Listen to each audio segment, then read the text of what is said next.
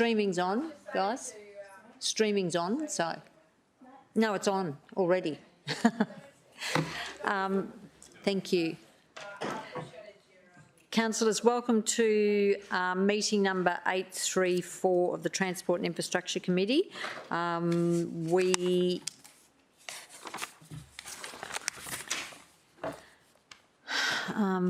have welcome two visiting councillors. That'd be Councillor O'Neill and Councillor McDonald. We have a full complement other than Councillor Peter Young. I haven't received an apology there, so I'm not sure if he's going to be here today or not, so we'll just leave it open for the moment before the end of the meeting. We can deal with that. He may come flying through the door. I've got no leave of absence at this stage. Confirmation of minutes. I'm happy to star that, and unless somebody else has got some concerns at all. Next I go to conflicts of interest. I had none before the meeting, but is there any from the floor? Councillor Vorster. Thank you very much, Madam Chair. I did have a declarable conflict of interest to make with respect to item 6.1. I'm happy to wait until we arrive at the item or to deal with it now if you prefer. No, more than happy to deal with it now, Councillor Vorster. Thank you very much, Madam Chair. So my declarable conflict of interest relates to item 6.1. The nature of the declarable conflict of interest is as follows. A reasonable person may form the view, I have a personal interest in this matter. This is because I understand the lead petitioner is a close friend of my son and a member of my son's rugby team. I've spoken with the family about the petition when they raised it. So the name of the related party here is Herman Vorster. My relationship to him is he's my son. If we could capitalise S at some point, that'd be great. The nature of the interest is Herman's friend is the lead petitioner. I'm, however, seeking permission to participate in making a decision about the matter, and that is because the interest is extremely minor and remote. On that basis, there's no material conflict between the interests of the public and those of my son. It's arguable that this declaration has been voluntarily made and merely to address perception issues, and happy to answer any questions that my colleagues might have.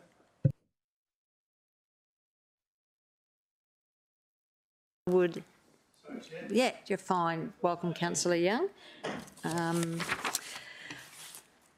So there's no questions from the floor at all. Look, I would say that it would be so remote. I wouldn't have any concerns with you participating in this. Councillor Vorster, did anyone else have concerns at all? No. Okay, we're just happy to leave it at that. All right, so we'll go to Council, and thank you for that. Sorry, Madam Chair, because I've now voluntarily made it. All right. There needs to be a procedural motion. All right. Someone from the floor, procedural motion. Councillor Hamill.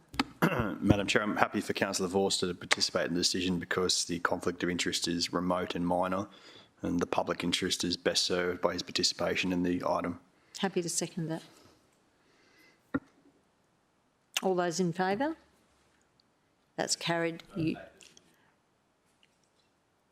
Councillor Owen Jones, Councillor Hamill, Councillor PJ Young, Councillor Patterson, Councillor Taylor, Councillor PC Young and Councillor Vorster did not vote.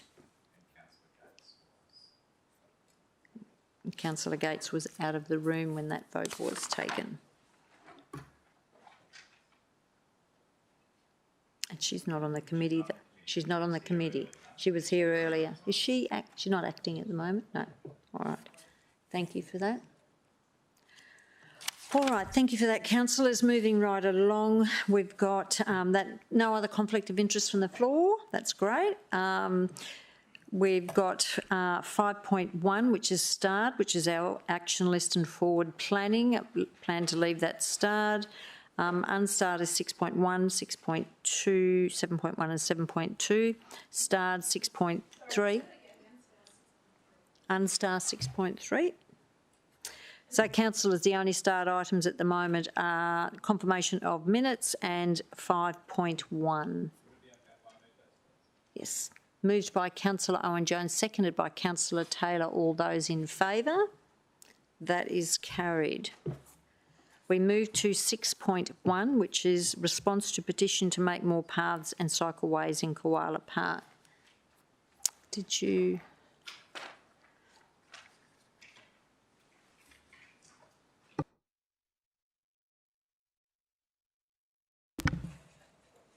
So the team, Chair, are just coming up. Obviously, this petition is not new. There's been a significant amount of work previously done in terms of Koala Park, looking at traffic studies as well as active transport links. The petition outlines, whilst there is some need, ultimately, when considering our active transport links, we look at the entire city of Gold Coast, and as a priority, it's not necessarily highest on the list. So the team are probably comfortable to go straight to questions unless anyone wants further information. Thank you. Madam Chair, as you know, I take a great interest in this beautiful part of the world. I had a question through you to the director of the team concerning how the recommendations of this report may or may not have been informed by the parallel petition that we presently have concerning rat running and traffic treatments. So I guess the point I'm making is that we seem to be settling on a way forward as far as pedestrians are concerned, while we have another road safety orientated petition for this part of the world in motion. I'll, through you, Madam Chair, I'll pass over to the team to respond.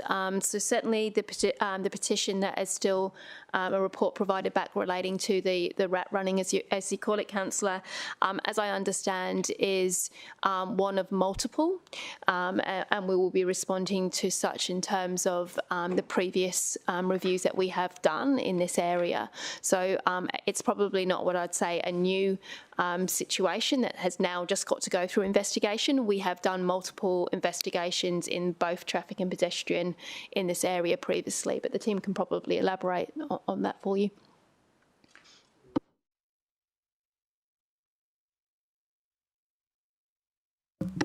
Through the chair. So technically, we've had 3 petitions. The first petition was, as you referred to, was a petition to close Reserve Street to through traffic. We took that to council last year. This is the second petition. This one focuses on active transport links, and we've recently received a third petition which revisits the first petition. So the first and third petition really more relate to traffic management outcomes. This one has a focus on active transport links. In particular, this one has a focus on Ocean Parade. All the petitioners for this one live in Ocean Parade, whereas the other petitions, the petitioners live in Reserve Street. So that's the interconnection, but one's more about traffic management, one's about active transport links. Thank you, Madam Chair. Just one other question. Quite often with the investment made into light rail, there are improvements made on, I suppose, the active transport corridors that feed into that infrastructure. Do you have a sense that if the fourth stage of the light rail were to progress beyond Burleigh to connect to the airport, would there be a more pressing need, a better case for investment in this sort of pedestrian infrastructure, or is it such a low priority that it wouldn't be swept up by that fourth stage project?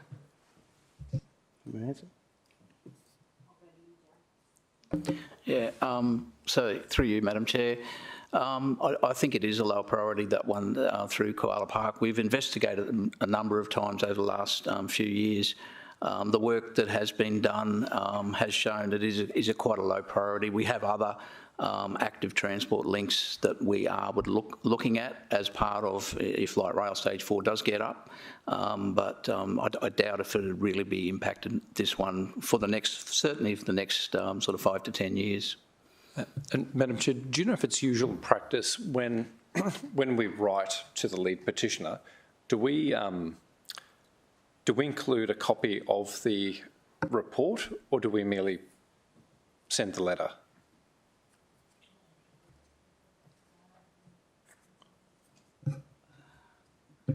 Yeah, I can answer that one.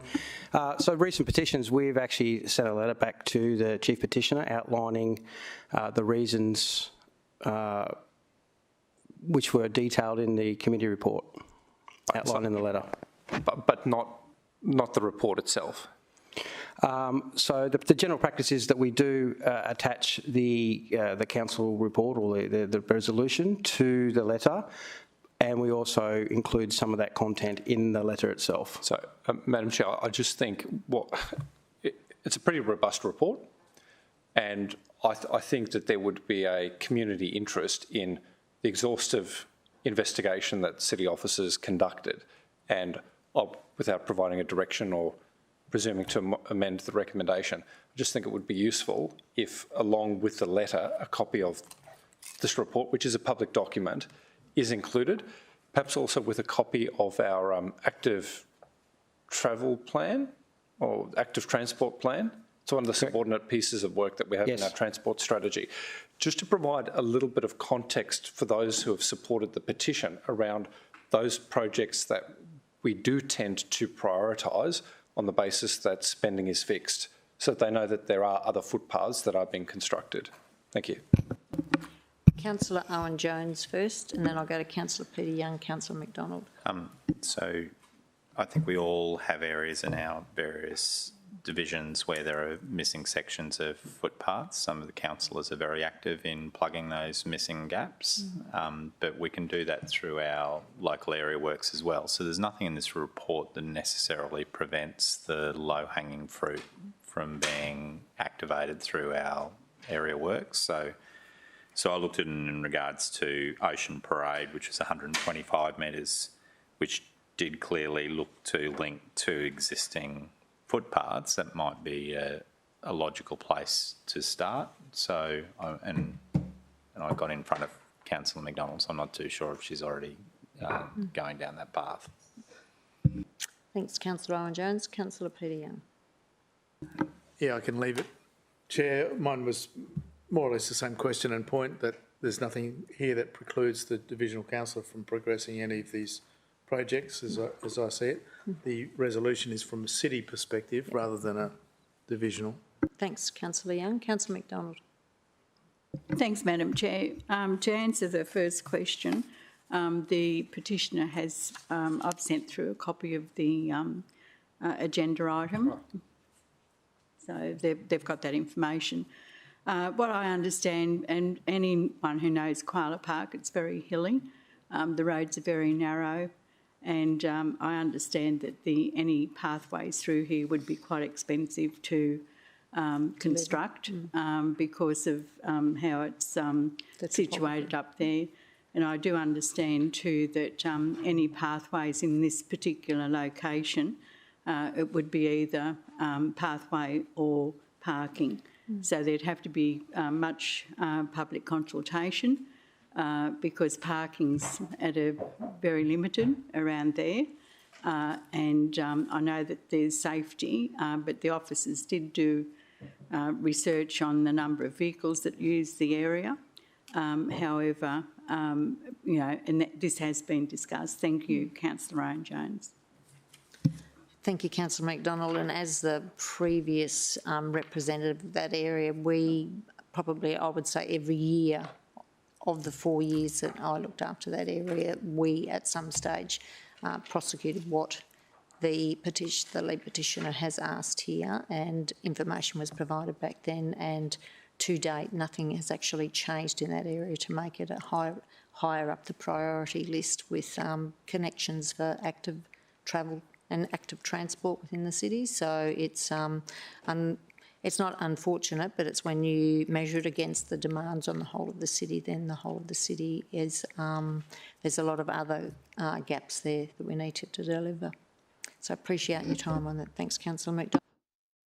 No more questions, councillors. I will put that to the vote. All in favour? That's carried unanimously. Thank you, councillors.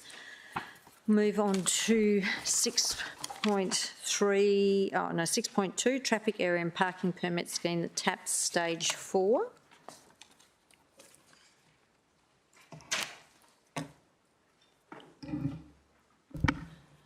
So through you, Madam Chair, so just coming out is Dan from the Traffic and Transport team. He looks after our partnerships and this is also in his area. So from a traffic area permit perspective, this is obviously stage 4 and stages 1 to 3 have obviously been through council previously. There's a couple of different areas that are impacted this time. Similar to other stages, we've obviously looked at that for those around the light rail stage 3, but obviously there are also some improvements in other areas of the city which we have considered as this.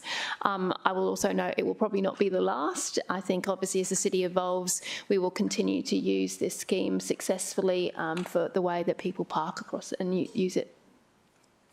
Thanks, Director, and we'll go to our officer to give us a presentation.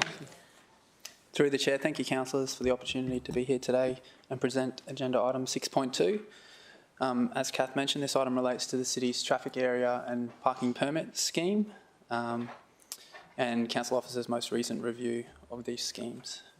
Do we have the clicker? I'm not quite sure where the clicker is. No, I don't think so, unless it's just on here. Okay, that one. Cool, awesome, thank you. Councillors, as you may be aware, council officers review our traffic areas every 2 years. So this is the 4th review that we've undertaken since 2017. And as part of this most recent review, we've identified the need to introduce 2 new traffic areas as well as make an expansion to one of our existing traffic areas. So I'll go through the details of those changes now. So the first change proposed is to introduce a new traffic area in association with Gold Coast Light Rail Stage 3. So through our investigations, it was identified that with the opening of Light Rail Stage 3, there'll be a significant increase in parking demand on the streets surrounding the Stage 3 corridor, which will result in adverse impacts to existing residents in that area, largely as a result of commuters travelling from outside the corridor and parking in the surrounding streets, which will obviously lead to substantial impacts on local residents and businesses. So in response to that issue identified, we're proposing to introduce a traffic area as shown on the slides before you within the orange boundary. So this is generally based on a 400-metre walking distance from the specific corridor itself, which is consistent with the traffic areas, the central traffic area, which encompasses the light rail stages within Surfers Paradise and Broadbeach. And similarly, we're proposing that this traffic area would operate in the same fashion, so it would include a 3-hour time limit, 9 a.m. to 5 p.m. Monday to Friday, and residents would be eligible to apply for parking permits subject to meeting certain criteria. So we're proposing a second new traffic area, which is in association with the Mudgeeraba Showgrounds. So what we've identified is that during large-scale events at the showgrounds, we're seeing significant parking demand in the surrounding streets, which is resulting in adverse impact on local residents and also causing road safety issues as well. So in response to that, we're proposing to introduce a new traffic area, an event-based traffic area specifically for large-scale events occurring at the showgrounds. So generally in accordance with the locations shown on your screen there. So this traffic area would operate in similar fashion to our existing event-based traffic areas that operate in Robina and Carrara, which includes a 2-minute time restriction during the event, and once again residents would be eligible for permits as well, subject to criteria.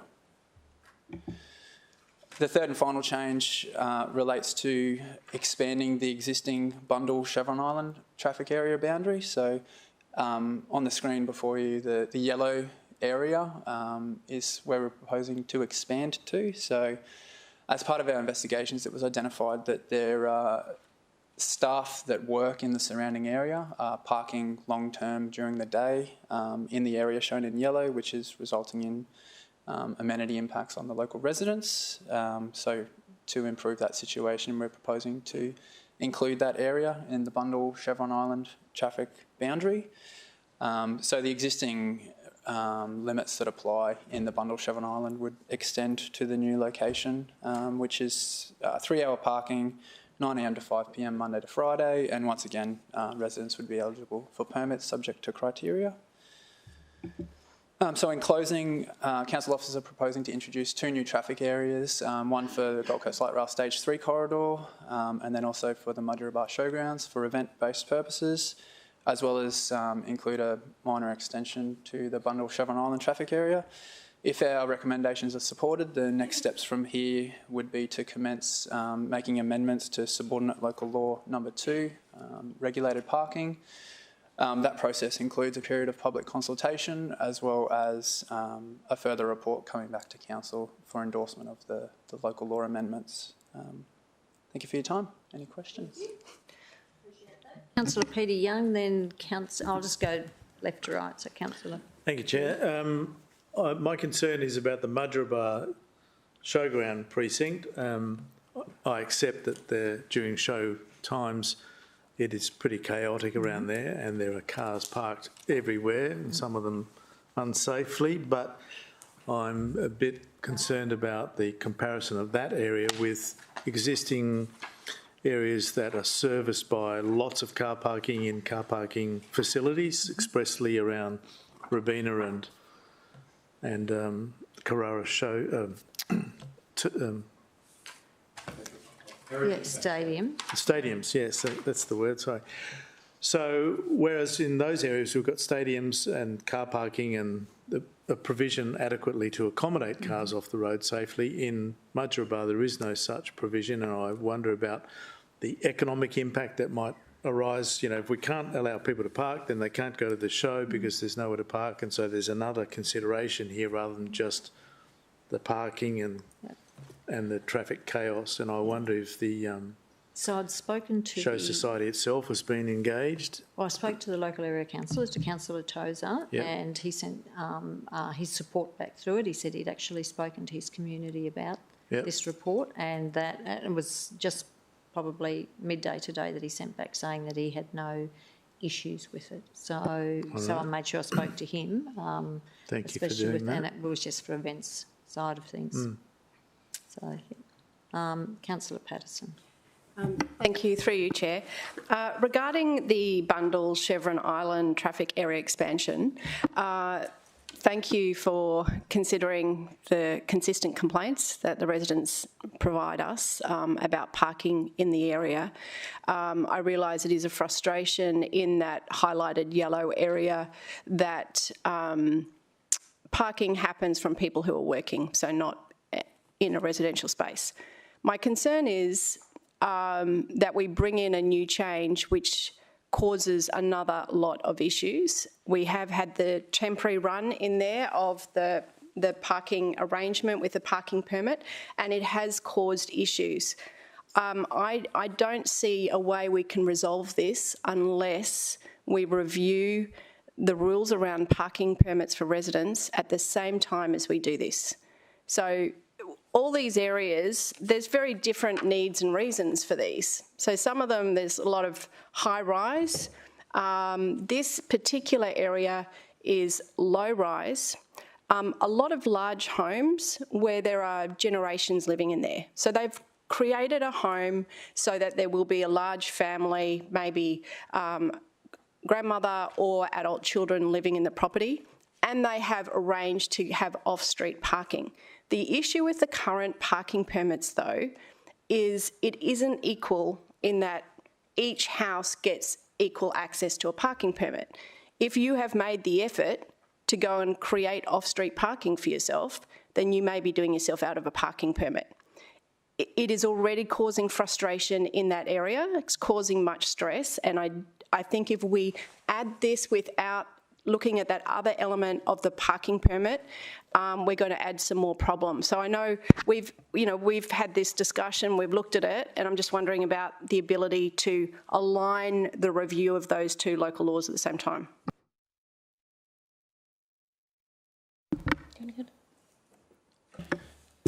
So through the chair, so I guess firstly, there is a distinction between a house and then a multi-res.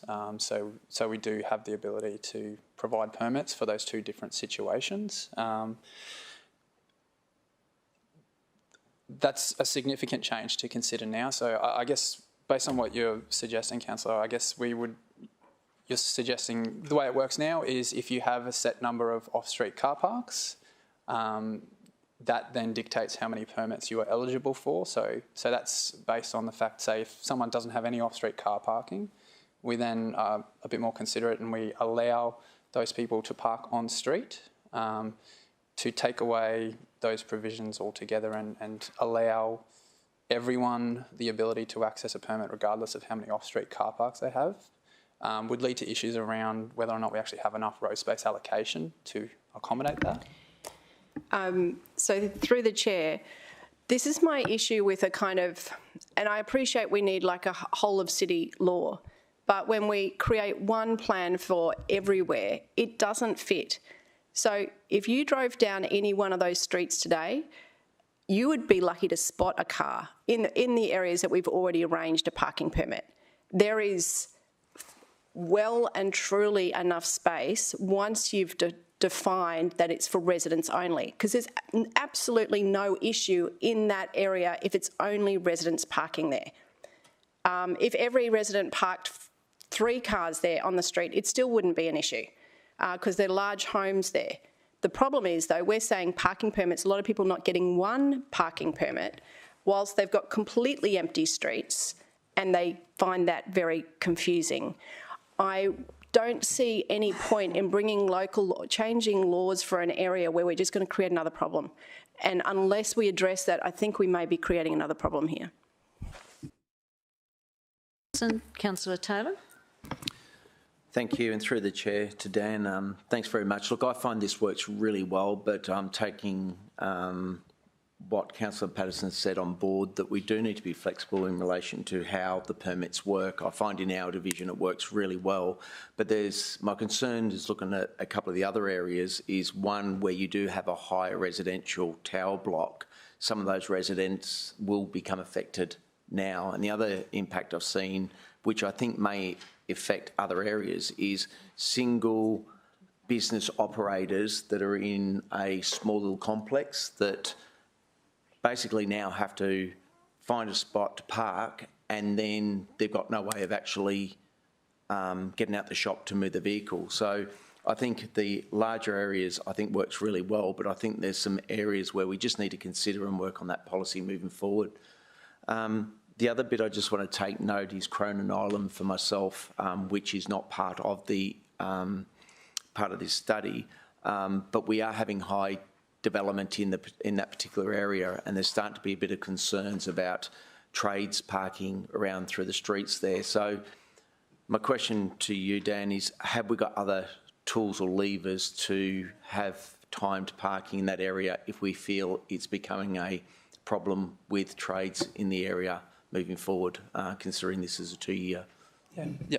Through the chair, Councillor Taylor, yes, officers from my team could meet with you to sort out that from a localised perspective, and we're able to do that like outside of a resolution process. Councillor Vorster. Thanks, Madam Chair. A few questions, but I am really interested in Cronin Island, not because I can afford to live there, but I can't seem to reconcile why it would be that there's a case to expand the traffic area into the yellow section and not onto Cronin Island if, as I read it, this push is being driven by the traffic and the number of vehicles we're inducing into Chevron because of construction and infill development. So I guess my simple question is, what drove the need to have us look into the yellow section? Through the chair, it was based on feedback received from the community, as well as investigations that we undertook in the area to support that feedback, which identified that there's significant parking, or there are parking issues occurring in that location as a result of staff that work in the surrounding precinct parking in that location long term. We haven't received similar feedback around staff parking on Cronin Island for long-term periods during the day. The issue at Cronin Island, as I understand it, relates more to people parking their trailers, boats and caravans in that area, which is something that we've discussed to investigate as part of a future TAPS review. So, I mean, that's interesting. Why wouldn't we, I'm still not quite clear here, why wouldn't we have expanded the 3-hour parking onto Cronin Island? Because if the issues are to do with trailers and boats, the only way that we have to deal with this is actually to introduce a regulated parking area, because those vehicles do not qualify for permits at all.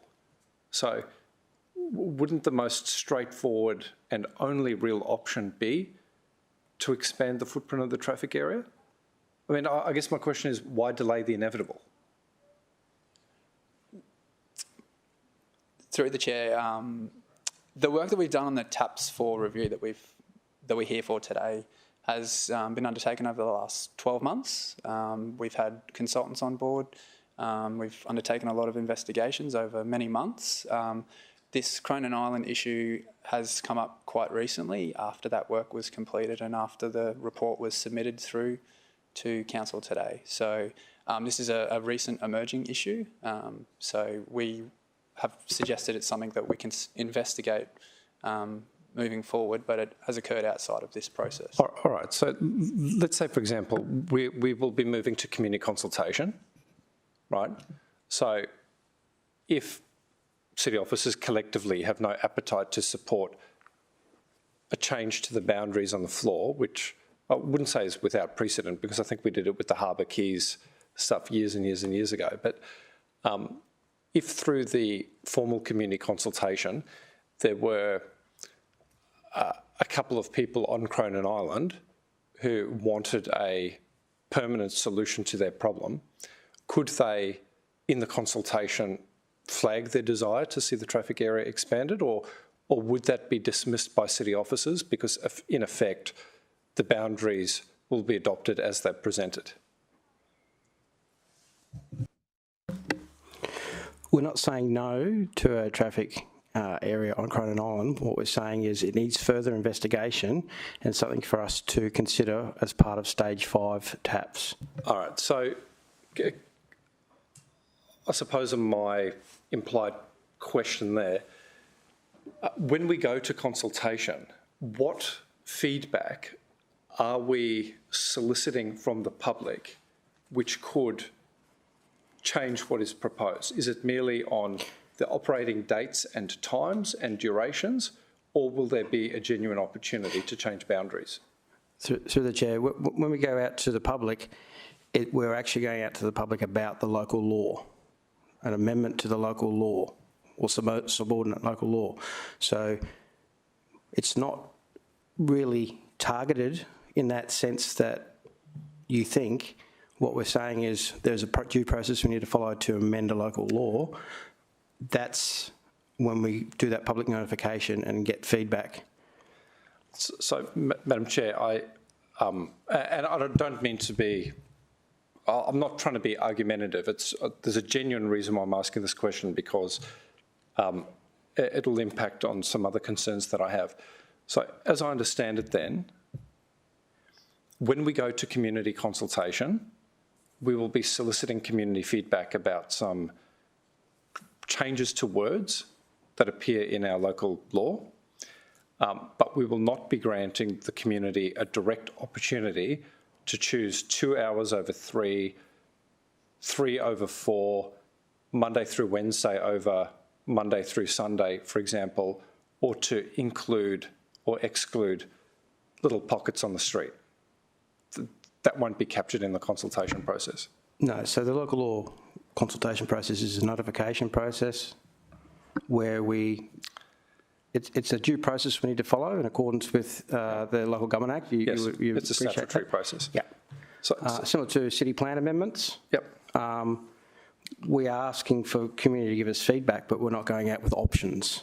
Right. So, Madam Chair, My sense is that we won't really be in a position to act on that feedback because of the statutory process that we've adopted in the first instance rather than a consultation process. And I'll tell you why this gives me concern. When we start talking about that third stage of the light rail, which will be wrapped up in the same consultation process, I don't think we're going to be giving businesses and residents in the area enough buy-in into the changes so that we risk outright opposition. And I would have hoped that, so this microphone's died, someone's probably turned it down. I would have hoped that we could have acted on some of the feedback that they might have had through that consultation, but if this process doesn't afford them the opportunity to temper the city officer decision or recommendation and the council decision, I think we're going to run into some grief. And the reason why I'm stressing this consultation bit is a few rounds ago, Madam Chair, you might recall we as a council responded to a petition on behalf of the Burleigh Heads Neighbourhood Watch, who had some concerns about parking regulation.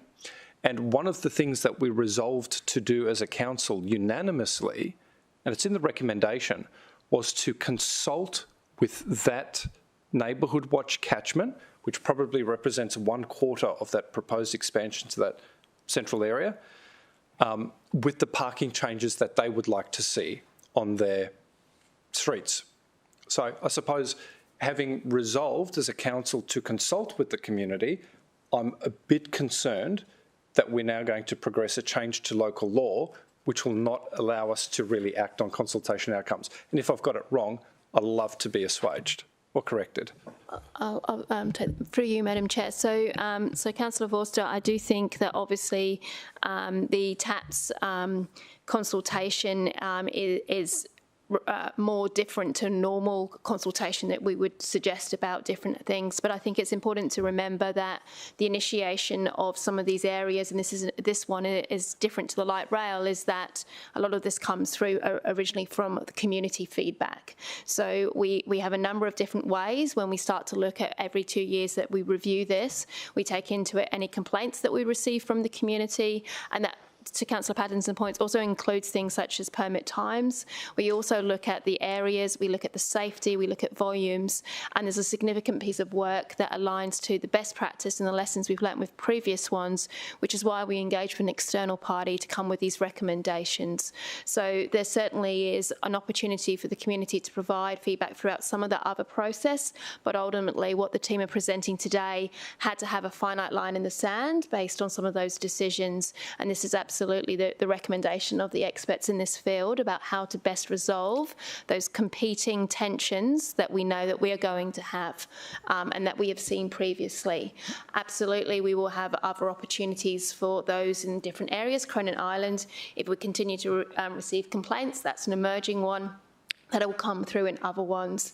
In terms of the community consultation for those around the light rail, we obviously will give those residents the opportunity. They can provide feedback. Residents can provide feedback on any of our decisions at any point in time, and that will always go through some kind of mechanism. So I think whilst it's not fair to say, and to Nick's point, that it will be about the local law, ultimately, if there are changes to our traffic permits that aren't working for the community, we will allow them to continue to provide us that feedback, and we will make sure that that is taken into account. Thanks, Madam Chair, and I appreciate we haven't entered into debate, and I'll make a contribution when there is debate, but just on the stadium issue and Madrabar, I have never, ever, ever, ever seen the roads around Cbus Super Stadium as bad as they are during this season of the NRL.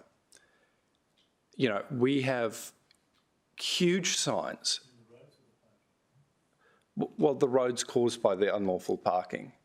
So I've had audit after audit done. All of the sign meets the prevailing regulations, all of the signage, the threshold signage, the intermediary signage, it's all up to scratch. But yet, there would be hundreds and hundreds and hundreds and hundreds of cars parked dangerously across people's nature strips, around intersections, and on sporting infrastructure on any given game day. And I think last time I made an inquiry about the number of fines that we issued was in the order of $15,000 in the one night. Something about this, the way we manage stadium traffic is not working, despite the fact that we've got this traffic area.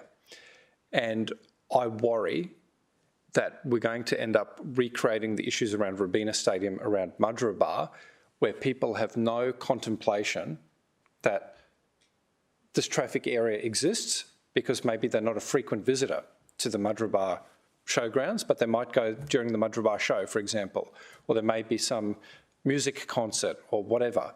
So they hop in their car and then they approach this precinct, they're paying no mind to the signage, and they're walking away with an extremely high fine, potentially putting our reputation as an events destination at risk, and this, that and the other.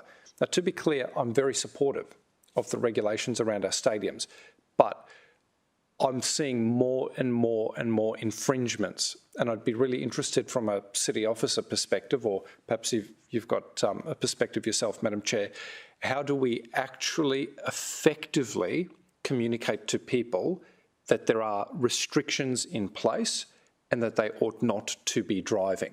Because the TAPS approach in Robina doesn't seem to be holding back the tide.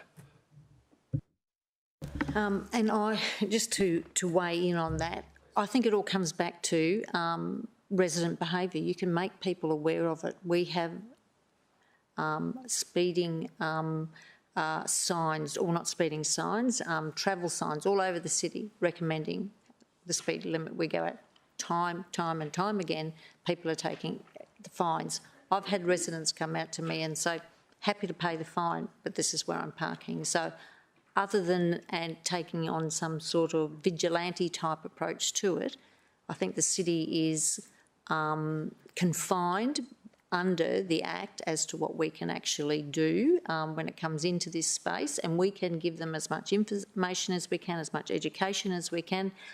And how many times, I'm sure we've all heard it, where we can say, if they get a fine, they won't do it again, but they do. So we can't control the human behaviour. The police aren't in the position that they can actually spend a lot of time on that type of thing, because there's so many other things happening in the city with, you know, domestic violence and anything else that takes priority over it. So, and with our hooning and with our youth crime. So unfortunately, I think we can do the best we possibly can with the tools that we've got, but we cannot lead them to water and then make them drink. I totally agree with you. I suppose I was turning my mind to the role that city officers have when they work with event organisers, including the stadium, on approving traffic management plans on game day. So it might be that there's a role for the stadiums to include advisory signage at trouble spots, which say that, you know, this area is not for parking, heavy fines apply. So it's not a regulatory suggestion that I'm making, and as we all know, you can't legislate against stupidity. And for some people, it's cheaper to cop the fine than it is to go catch, you know, an Uber, right? So we'll never eliminate it, but I wonder, when organisers of events at the Mudgeeraba Showgrounds or at Cbus, particularly the one-offs, are applying for support for a traffic management plan, whether we can put a little bit more onus on the organisers around signage, advisory signage, because, the way we can maintain social licence for these events is to try and manage those amenity issues as far as possible. This is all we can do. But perhaps working with the sector, we can get them to do just a little bit more. And that's all I'm suggesting. Thank you. If I Councillor could McDonald's been respond. waiting very patiently. Sorry, quickly, sorry, Chair, just to probably alleviate some of Councillor Forster's concerns, we do absolutely do that. We will continue to advocate. Certainly, Dale and the team have been, for example, heavily involved in ensuring people understand how to get to the Pacific Air Show in the next couple of weeks. There are key things that we will do with event organisers. We will obviously support Experience Gold Coast as well when they take over the big ones to make sure that we're working closely. We use the city channels as well to supplement the messages that event organisers give with the how to get there and make sure that they're using appropriate transport options. So we will absolutely continue to do that in these instances. Finish of your questions? For the time, finish of yours for the time being? My questions are done. Thank you. Okay, thanks, Councillor Vorster. Councillor McDonald, we'll Thanks, go to you. Madam Chair. Look, I'd like to thank the officers. They've put a lot of work, time and effort into this. Just for an example, along the Esplanade at Burleigh, we're having problems with people camping there permanently. We brought in the 3-hour car park and had a trial period. Because, we wanted to get feedback from the residents along there. Since that's been put in place, the complaints that are coming in now are very limited. So, thank you for that. Correct me if I'm wrong, but permits are only as good as if their car parks are available. And I don't think the residents understand that. They think that if they've got a permit, they can go and they're guaranteed a space. And I can understand what Councillor Patterson's saying. I think we do have to have a look at permits and maybe, now's the time to maybe review the permits because I know in some other areas they do have designated areas for vehicles that do have permits. So whether or not that's something that, the city can look at.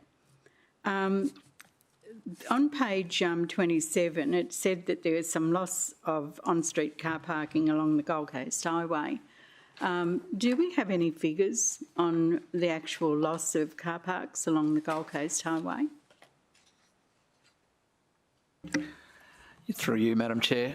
Yes, we do. However, they are being still worked through with the design with the contractor for the light rail. There will be more than 500 spots lost. However, there are other spots that are being looked at, and I think there's a few examples in 3rd and 4th Avenue in Burleigh where we're trying to gain some more spots on the side streets, and that's probably one of the real important reasons that the demand for parking in that zone is going to be higher, and we need to make sure that we manage it effectively and we have the turnover of spots, and we don't have, we encourage as many people as possible to use light rail, and we encourage long-term parkers not to park in that area, clogging up the streets for the local residents and businesses and other users of the road. Well, with the loss of 500 car parks, that's pretty massive. That certainly will encourage any people for future development wanting to put in at least 2 car parks per unit. The only other thing that I would like to ask, when the officers did speak to me about this, I did ask for a bigger map of on page 28. I just wanted to see the boundary streets, and I don't think that I've received that. So if you wouldn't mind sending that through so it's a little bit clearer, that would be appreciated. But again, thank you for the work, and I'm sure that we're going to get some very interesting feedback, because I know some streets I've already been to, and that's been offered to them about that 3-hour car parking, and they've certainly knocked it back. So it'll be interesting just to see what the feedback comes from those people in that community. Thank you. Thanks, Councillor McDonald. I'll go to Councillor Owen-Jones and then back. Thank you. Thank you. So just in regards to the area, that yellow area around Regatta parade. My understanding is the pressure was coming not from Cronin Island, but from Grand Motors Marble Bar area. Is that correct? Through the chair, yes. Yeah, okay. And in regards to the Cronin Island residents, if the local representative wanted to write to them during the public advertising period, and if there was overwhelming support for it to be extended, is that an opportunity? Through you, Madam Chair. So I think it would be for the next stage. Okay. Yeah, so we wouldn't have done enough investigation to just add an extra stage in. We would go through the process we have with this time, and I suspect there will be others, as there always will be in future stages. And in regards to the Mudgeeraba Showgrounds area, we've got a standard type of sign that indicates, for example, around Heritage Stadium when something's happening. Would there be similar type of signage installed around the Mudgeeraba Showgrounds? Through the chair, yes. It operated in a similar fashion to our other event-based traffic areas. Excellent. With the same signage. And my final question is just in regards to getting an area for TAPS 5, which I'm assuming is coming down the line. How would we go about making sure that there was an area identified in TAPS 5? So through the chair, my team will be investigating the TAPS 5 investigation, so we'd be happy to liaise with you. And so the rough timing of that may be 2026, 27, is that right? 25, 26. Yeah, roughly. So, and I've raised it with officers previously, but at some point in time the state government is going to finish, it's going to start and then finish a heavy rail station at Hope Island, which will have an impact on Riverlinks and Monterey Keys. So I'd want to make sure that both of those areas are front and centre, and I don't know whether or not there are going to be similar impacts for the other two new heavy railway stations. I think there's one at Pimpamar, isn't there, Mark, at some stage, and wherever the other one might be. And then there's also been a change in density and usage on Hope Island as well, which I think is probably another area that deserves a good look at in regards to a future TAPS 5. Thanks, Councillor Owen-Jones. I'll go back to... sorry, we done? Yeah. Councillor Taylor, final question, and then we'll go to the vote. Yeah. Thank you. And I'm just curious about that yellow section and moving forward, how we review it, because Cronin Island is very important in that space, and I think the whole program works fantastic through the city. But that's why I asked the question, is there other mechanisms to manage that situation in a certain area outside this scheme? Because I'd be very concerned seeing us continually create these zones, and all we are is putting a sign up at an entrance point, and I know the residents soon work it out, but it's when visitors come into the area as well. I think that's where the challenge is. It's our visitors that don't realise when they get into these zones that we're a restricted area. I think more so city, I think they're getting used to it.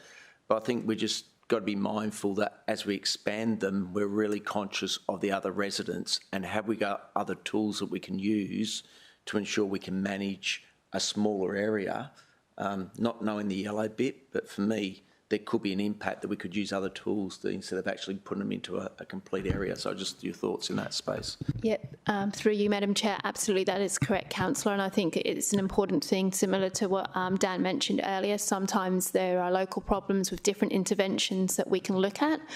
So certainly this is not the only way to potentially fix issues in local areas. It is a big part of the local law. It's a long process. It's quite an arduous process. So obviously that's why we have to draw the line in the sand each time we do it, and then we'll move on to that.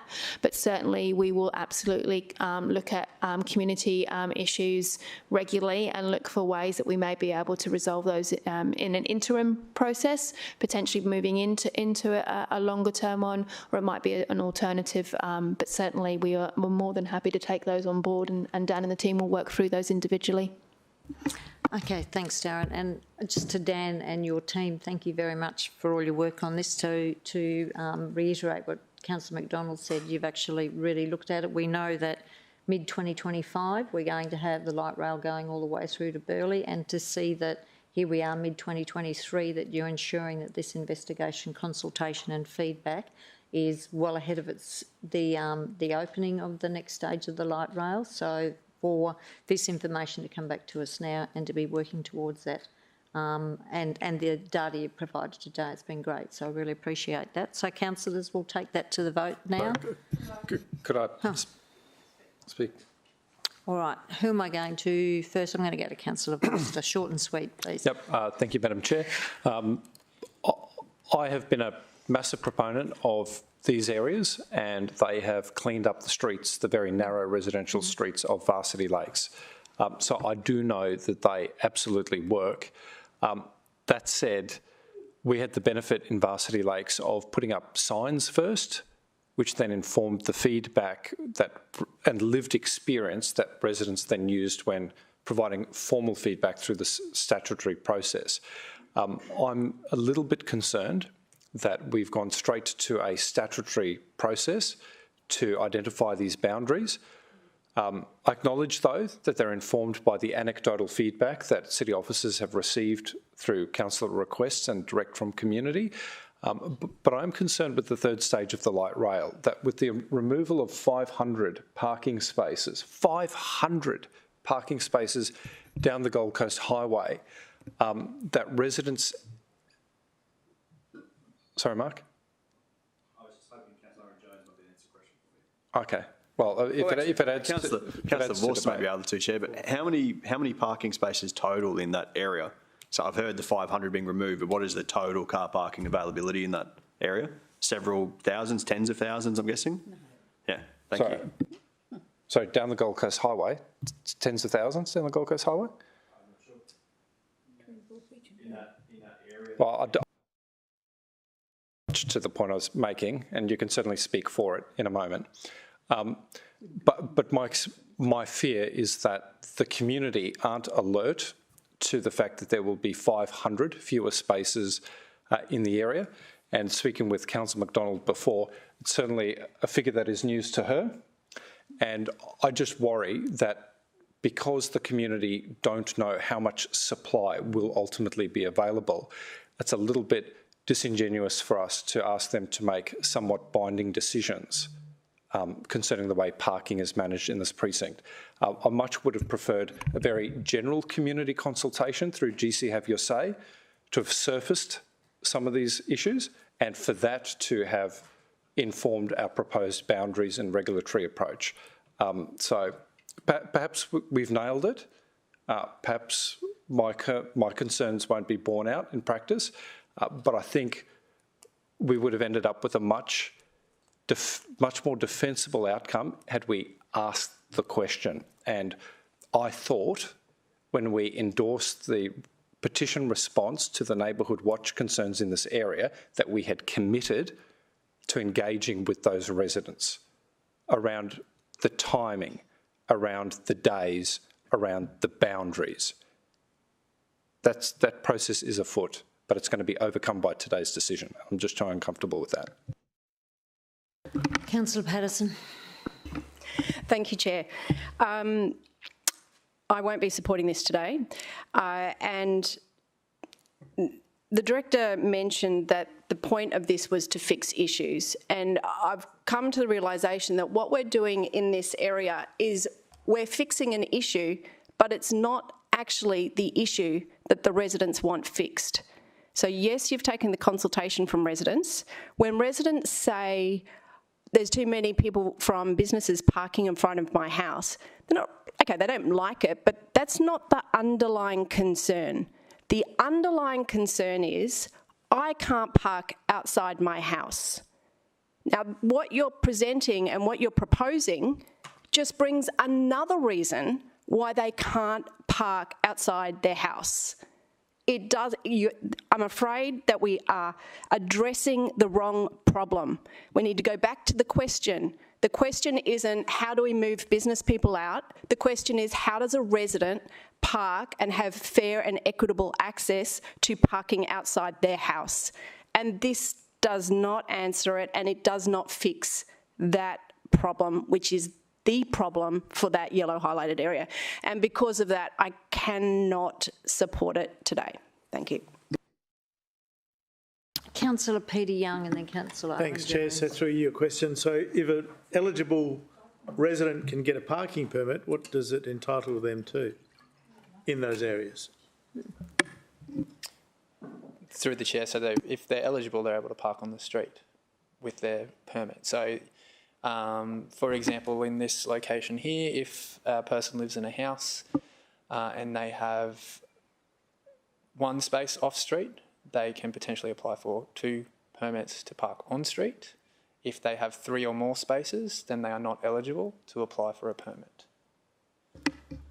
And Dan, correct me if I'm wrong, it just means that they don't need to move after 3 hours. If they have a parking permit outside their house, they don't need to move it every 3 hours. That's the biggest thing of all, is so if they've parked outside their house at 9 a.m. in the morning, they can be there at 9 a.m. tomorrow morning because they have a permit and it's outside their house. So the 3P, as long as they're eligible for that and they can secure a car park, because as Councillor McDonald said, you can issue 1,000 permits for Burleigh Esplanade, but there's not 1,000 car parks. So it's, you can have if you are eligible, you can have it, you can park outside your place and you don't need to walk out there after 2. Just a moment, please, Councillor Patterson, while I speak. Waving all the time distracts.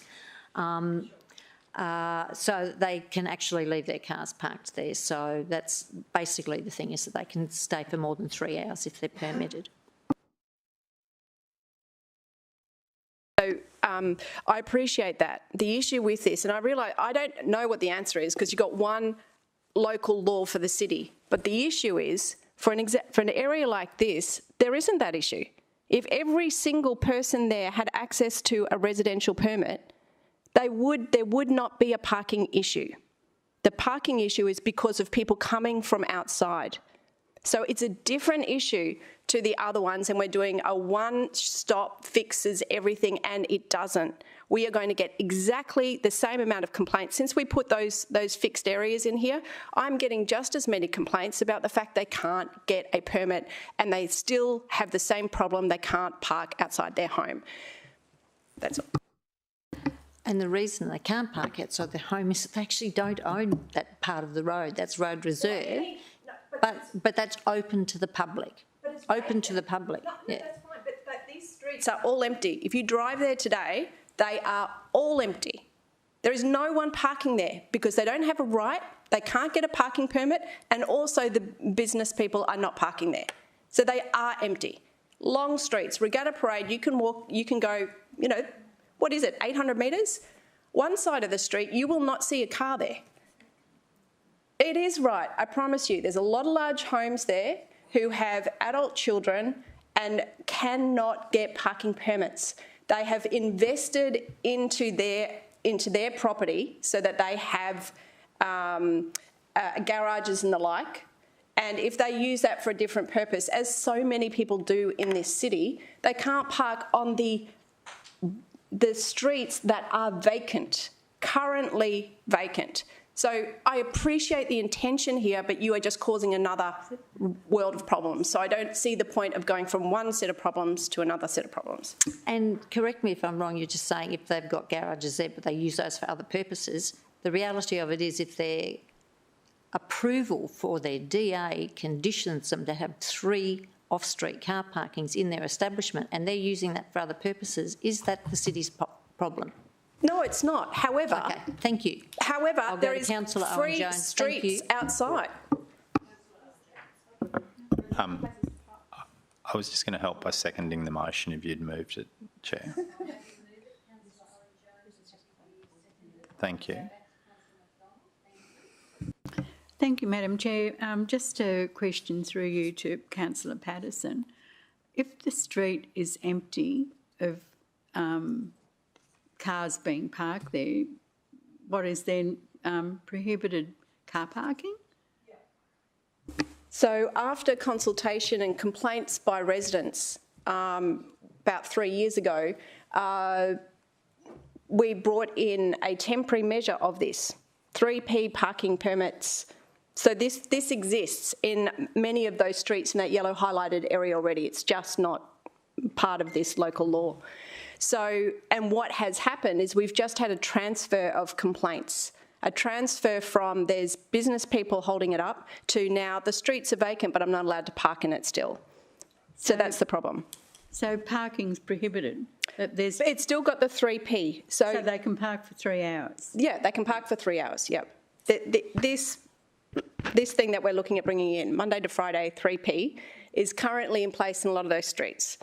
And it was the solution we saw for an issue, but it is causing another problem. So until this policy is aligned with our parking permits, it isn't solving the problem. It's solving a different problem.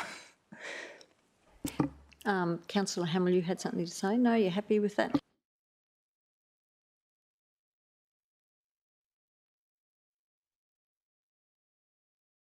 On that today, so I'm going to say all those in favour. Could I suggest an amendment, an addition? It's been called already, thank you. So all those in favour? Okay, so that's Councillor Owen-Jones, Councillor Hamill, Councillor Taylor, Councillor Pauline Young. All those against? Councillor Peter Young, Councillor Patterson and Councillor Vorster. Thank you, councillors. That's 4-3, so we're happy with that. Moved. We're going on to item 6.3, which was unstarred for a petition to commission a review into the impact of the Tweed Sand bypassing, and I believe we've got Liam coming up to answer any questions. Correct. So through you, Madam Chair, this I think is his first time presenting at committee. So Liam DeLuca is our Executive Coordinator of our Ocean Beaches and Waterway.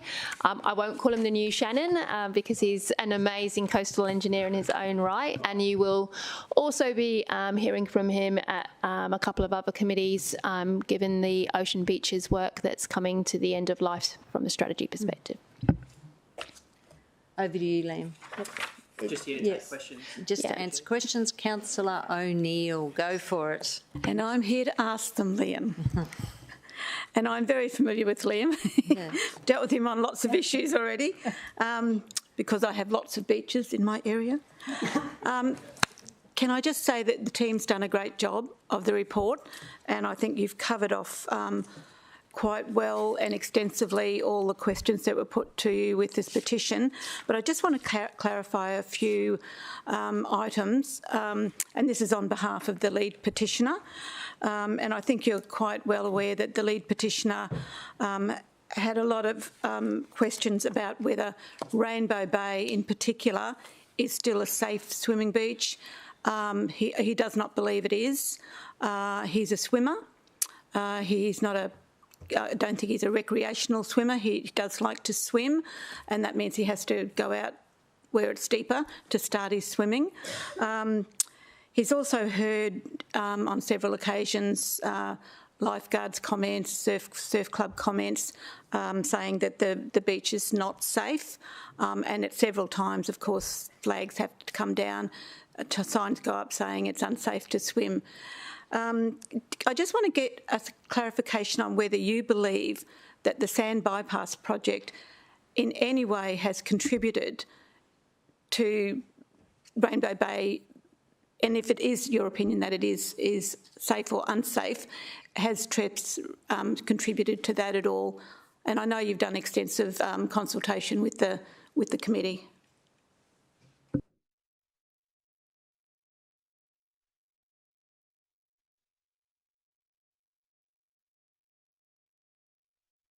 On the beach profile, the wave and water level conditions and other people that are using the space, like any of our beaches, it can be safe and it can be unsafe. So I'd encourage anybody going to any of our beaches to assess the conditions themselves and of course look at the signage and swim between the flags. But ultimately, the Tweed Sand bypass has returned the beach to the condition it was before the extension of the breakwaters in the 60s, and it hasn't contributed negatively to amenity or safety in that location.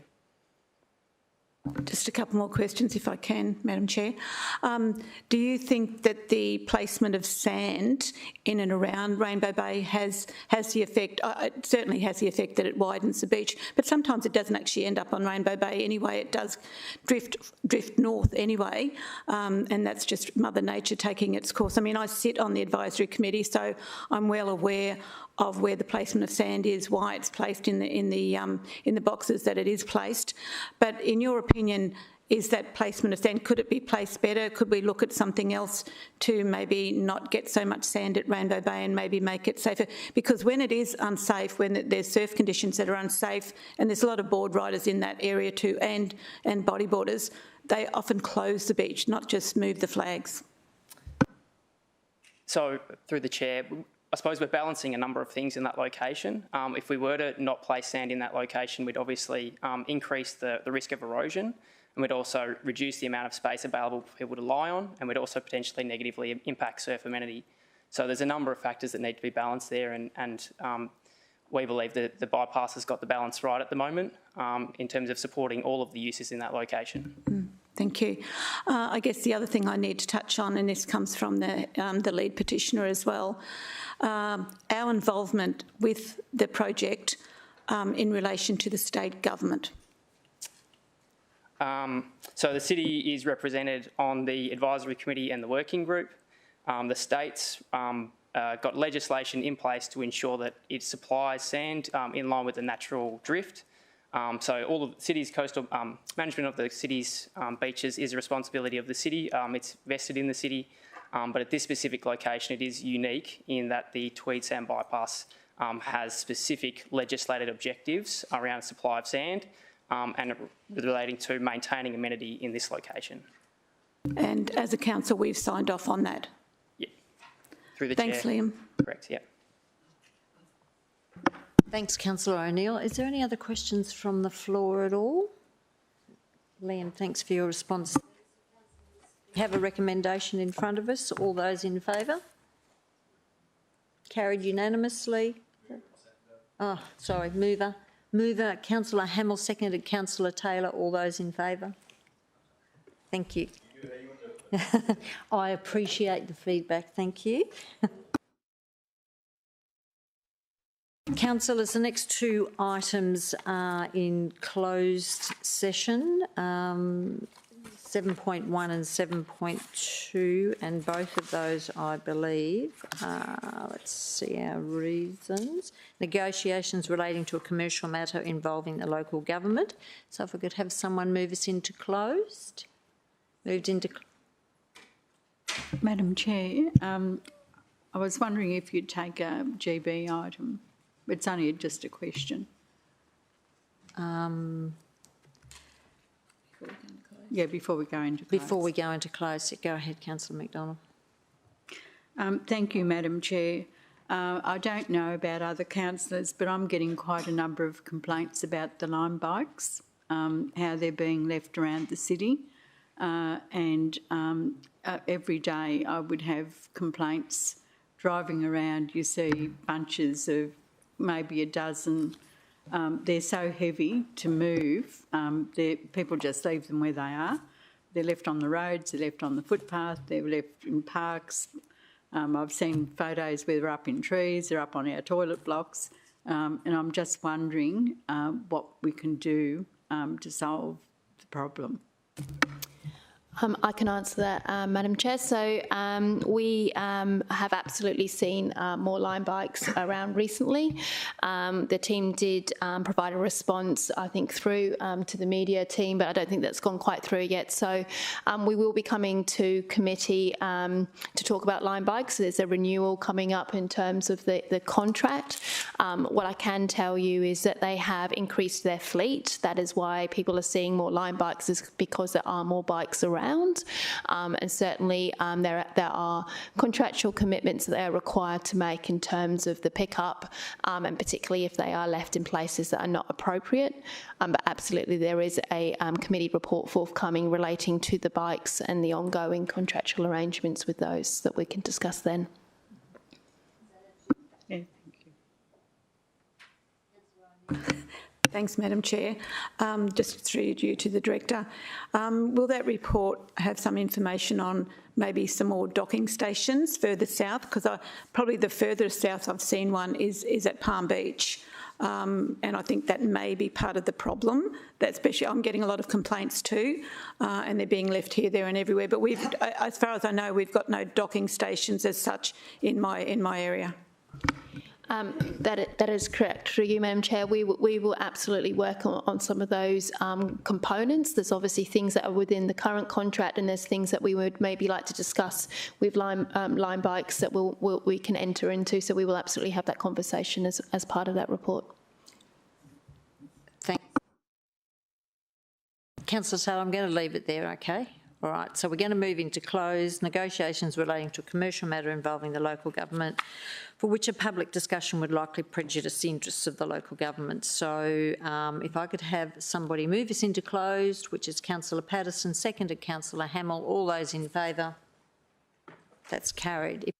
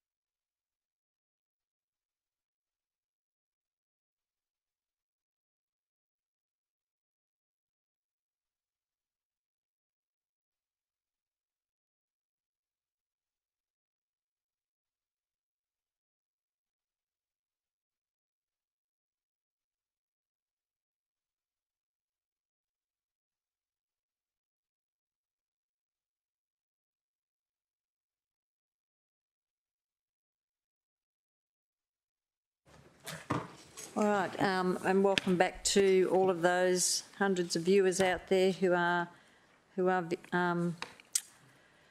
watching our Transport and Infrastructure Committee. We have been in closed session for two items for negotiations relating to commercial matters. So item 7.1, significant contract plan for Peachy Road upgrade. Our mover there was Councillor Hamill and seconded was Councillor Taylor. Councillors, all those in favour? And against? Councillor Owen-Jones, you wanted to be noted, so that's all committee members bar Councillor Owen-Jones. And Councillor Owen-Jones voted against, if we could note that.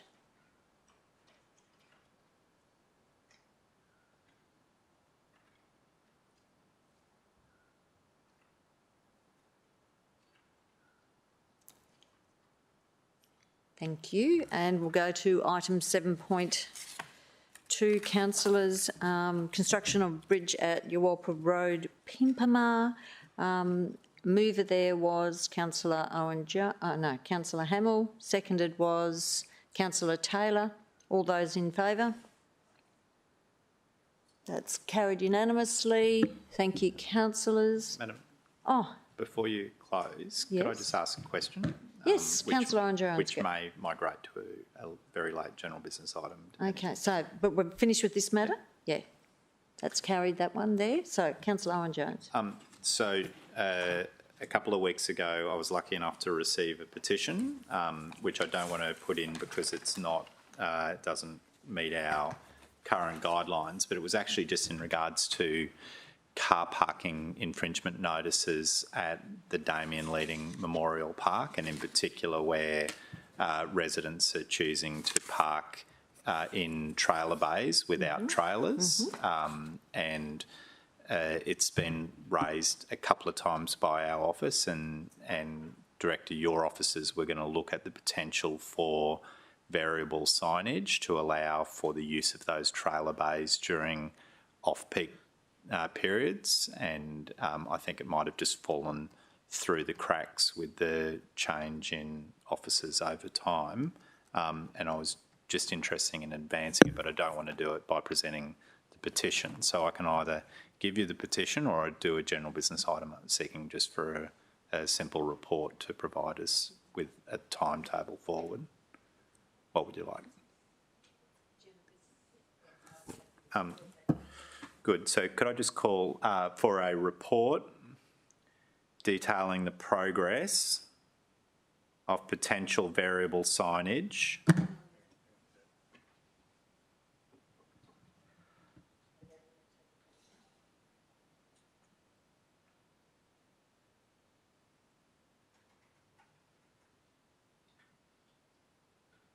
a report detailing the progress of potential variable signage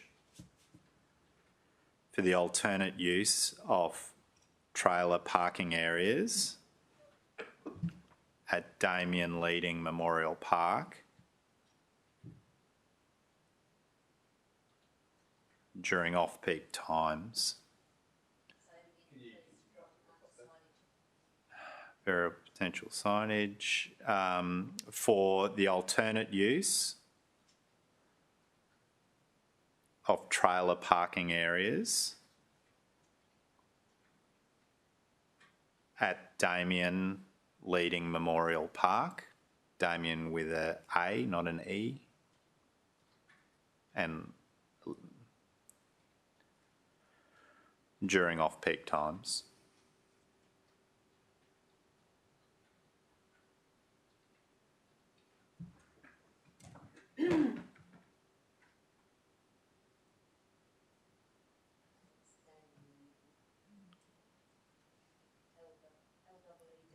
Yep, thank you.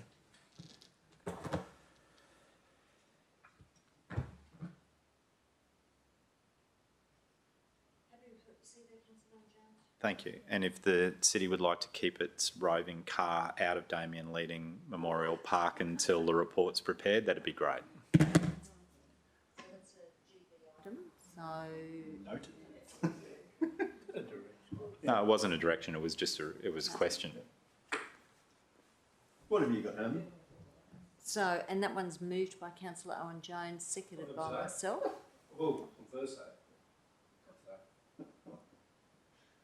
Thursday water and waste, you mean? So councillors, we have a GBI up there, moved by councillor Owen Jones, seconded by myself. All those in favour? Carried unanimously. Thank you. Thank you, councillor Owen Jones, for that. If there's no other business items today, I declare the meeting closed at 2:55 p.m. Thank you, everyone, for your input.